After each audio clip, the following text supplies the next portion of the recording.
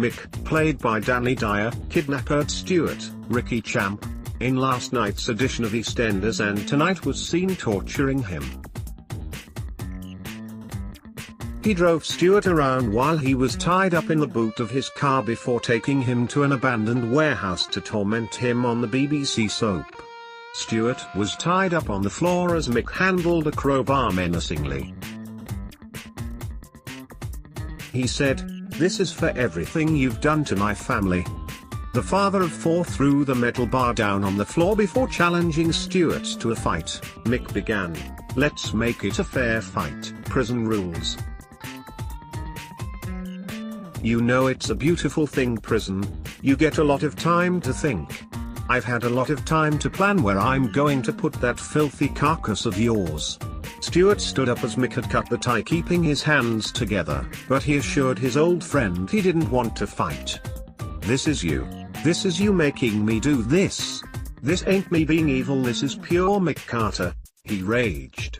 "The kid I covered for, that I went to Borstal for. He's still there, isn't he?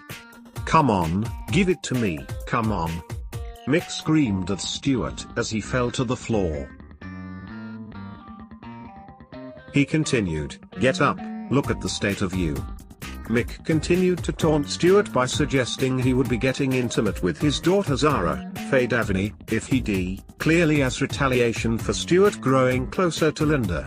The landlord had his hand wrapped around Stuart's throat. I'm sorry. I never touched her. Ask Linda." "Let me go," Stuart pleaded. "No," Mick replied defiantly. Mick was later seen back in the warehouse with a seemingly lifeless Stuart. Mick then walked away from the location alone, hinting that Stuart had met a horrible end. Meanwhile, Linda, Kelly Bright, was fretting in the Queen Vic about his whereabouts. Mick rocked up and shared a stern look with his wife without saying a word. Over at June Brown house, Stuart also hadn't turned up for his dinner.